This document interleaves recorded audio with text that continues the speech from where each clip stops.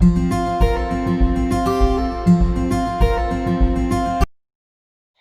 Student, welcome to my channel aim of Rayan. दोस्तों, आज हम आपको बताने वाले हैं क्लास 12 का फिजिक्स के बारे में, और उसमें हम बताने वाले हैं लेसन सेकेंड, जिसका नाम है विद्युत फ्लक्स तथा गॉस की परिमेय, अर्थात electric flux and Gauss theorem. तो इसके बारे में हम यहाँ पे बात करने वाले हैं।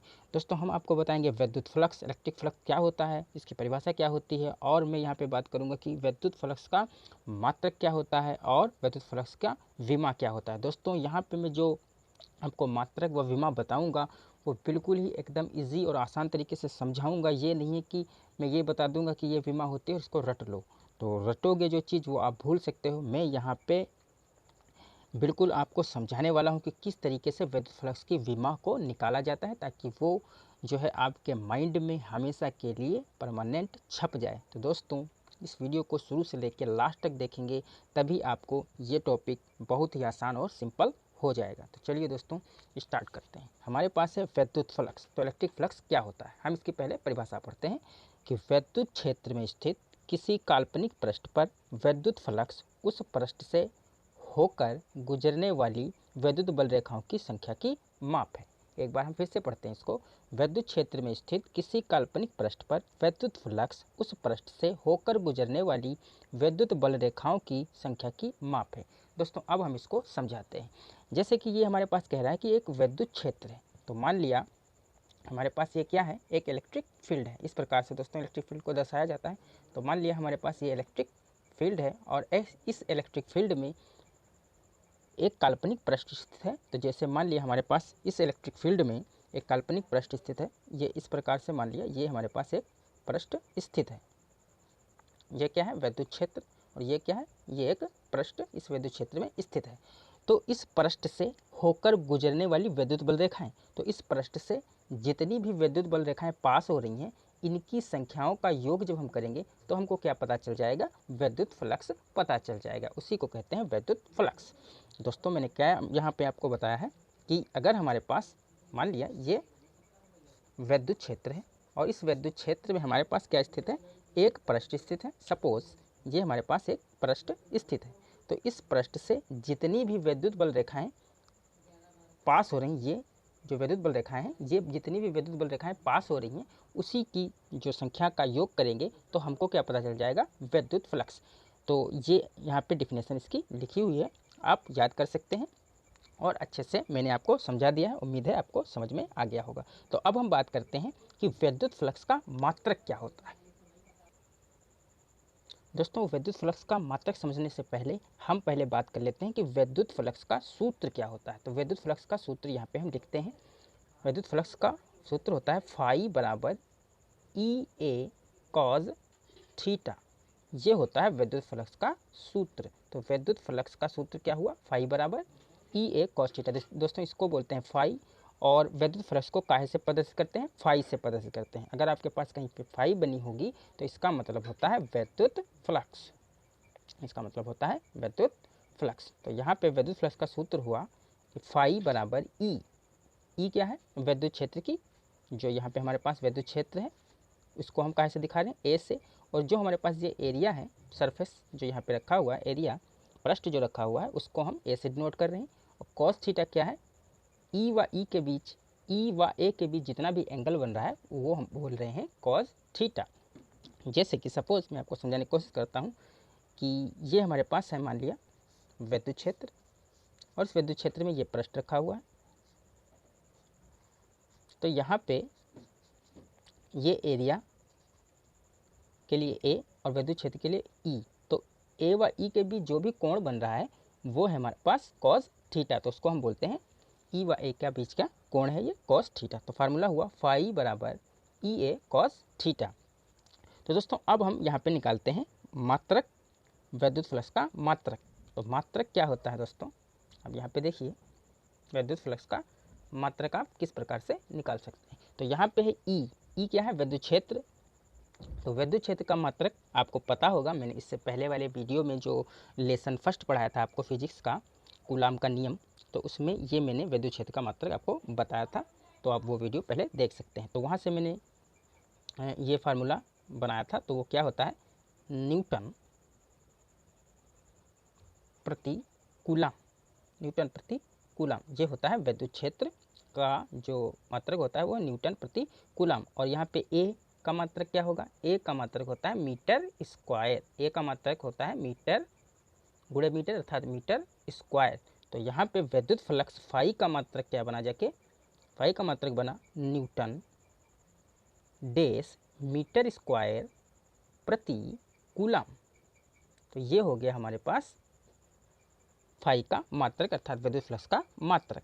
ये हमारे पास रहा न्यूटन, और गुणे के लिए डेश भी यूज कर सकते हैं, तो लिखा डेश मीटर स्क्वायर, और बटे के लिए प्रति कूलम। और दोस्तों इसको इस प्रकार भी लिख सकते हैं न्यूटन डेश मीटर स्क्वायर, और इसको अगर हम अंश में लेके जाएं तो ये हो जाएगा डेश, कूलम की पावर यहाँ पे 1 है, तो यहाँ पे कितनी हो जाएगी, कूलम की पावर -1। दोस्तों ये दोनों फार्मूले आपको अच्छे से याद रखने हैं, क्योंकि कभी कभी जो एग्ज़ाम में क्वेश्चन आते हैं ऑब्जेक्टिव टाइप के, उसमें आपको पूछता है कि इनमें से कौन विद्युत फ्लक्स का मात्रक है। तो दोस्तों वहाँ पे कन्फ्यूज़न हो जाती है, इसलिए मैंने यहाँ पे आपको किस प्रकार से लिख सकते हैं विद्युत फ्लक्स के मात्रक, कौन कौन से प्रकार से लिख सकते हैं, वो सारे यहाँ पे मैं बता रहा हूँ। तो आप ऑब्जेक्टिव टाइप में जब क्वेश्चन आएगा तो जो भी इसमें का ऑप्शन होगा आप उस पर टिक कर सकते हैं। तो अब हम निकालते हैं विद्युत फ्लक्स की विमा। तो दोस्तों अब हम निकालते हैं विद्युत फ्लक्स की विमाएँ। तो विद्युत फ्लक्स की विमा किस प्रकार से निकालनी है ये हम यहाँ पे समझाने वाले हैं, रटना बिल्कुल भी नहीं है। जिस प्रकार से मैं यहाँ पे समझाऊंगा आप अच्छे से समझिएगा, फिर आपको हमेशा के लिए विद्युत फ्लक्स की विमा जो है वो याद हो जाएगी। तो देखिए पहले हम यहाँ पे लिखते हैं विद्युत फ्लक्स का जो सूत्र होता है वो लिखते हैं। तो लिखेंगे फाई बराबर क्या बताया था मैंने, ई ए कॉज थीटा, ये होता है विद्युत फ्लक्स का सूत्र। तो इसी के आधार पे हम यहाँ पे विमा निकालेंगे।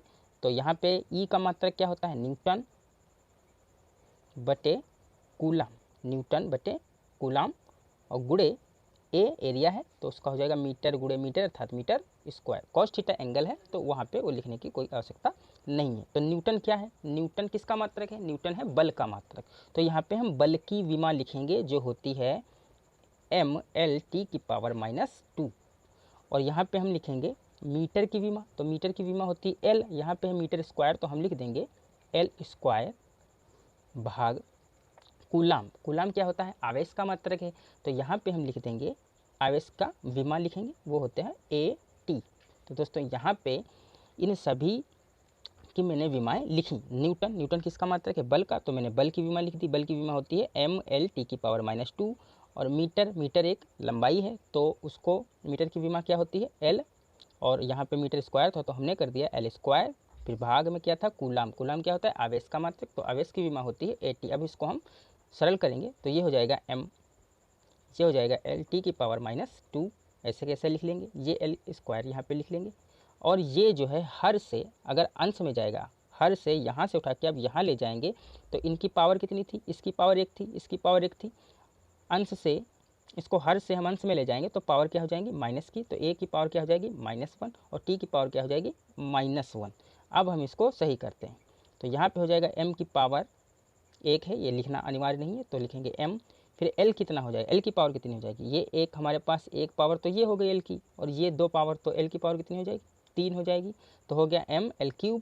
और t की पावर कितनी हो जाएगी, t यहाँ पे -2 है पावर, और यहाँ पे है t की घात 1, तो t की टोटल घात कितनी हो जाएगी -3 घात हो जाएगी, तो हो गया mL3 t की पावर -3। अब हमारे पास क्या बचा, a बचा हुआ है, तो यहाँ पे लिख देंगे a की पावर -1। तो दोस्तों ये होती है विद्युत फ्लक्स अर्थात फाई की विमाएँ क्या होती हैं, mL3 t की पावर -3 a की पावर -1। और दोस्तों विमा लिखते टाइम आपको ये ध्यान रखना कि ये आपको ब्रैकेट दोनों तरफ से ज़रूर बना देना है, अन्यथा आपके नंबर कर सकते हैं। तो दोस्तों इस प्रकार से हम निकालना सीख गए विद्युत फ्लक्स की विमा। तो दोस्तों इसी प्रकार से आप किसी भी चीज़ का विमा निकाल सकते हैं। आपको पता होना चाहिए उस चीज़ का, जिसकी भी आप विमाएँ निकालना चाहते हैं उसका आपको फार्मूला पता होना चाहिए। फार्मूले के हिसाब से आपको फिर वहाँ पे मात्रक लिखेंगे और मात्रक के हिसाब से आप डाल देंगे उन चीज़ों की विमा, उसके बाद आप यहाँ पे आसानी से विमा निकाल सकते हैं। और आपको एक चीज़ मैं बता दूँ कि यहाँ पे विमा निकालने के लिए जो विमा के जो यहाँ पर mLt ये जो अक्षर होते हैं इनको इस क्रम में रखेंगे आप, mLta इस क्रम में रखेंगे, पहले M रखेंगे, फिर L रखेंगे, T रखेंगे, उसके बाद में A रखेंगे। तो इस क्रम में रखना अनिवार्य है, तो इसीलिए मैंने M, L, T और A रखा हुआ है। इनको आगे पीछे नहीं करेंगे, आप इसी ऑर्डर में रखेंगे, पहले M, फिर L, फिर T और फिर A। तो दोस्तों आगे वाले वीडियो में मैं बताऊंगा गॉस की परिमेय, जो बहुत ज़्यादा इंपॉर्टेंट है। गॉस की परिमेय जो बहुत ही बार परीक्षा में पूछी जा चुकी है, बहुत ही ज़्यादा इंपॉर्टेंट है। गॉस की परिमेय क्या होती है और उसको मैं सिद्ध करवाऊंगा कि गॉस की परिमेय को कैसे हम सिद्ध कर सकते हैं। तो दोस्तों आगे आने वाले वीडियो के लिए आप बिल्कुल तैयार रहिए, रेडी रहिए। और अगर ये वीडियो आपको अच्छी लगी तो लाइक कीजिए, अपने दोस्तों के साथ ज़्यादा से ज़्यादा शेयर कीजिए, क्योंकि मैं आपके लिए पर डे PCM से रिलेटेड वीडियोज़ लाता रहता हूँ। तो दोस्तों चलते हैं, मिलते हैं अगले वीडियो में, तब तक के लिए bye bye, thank you so much.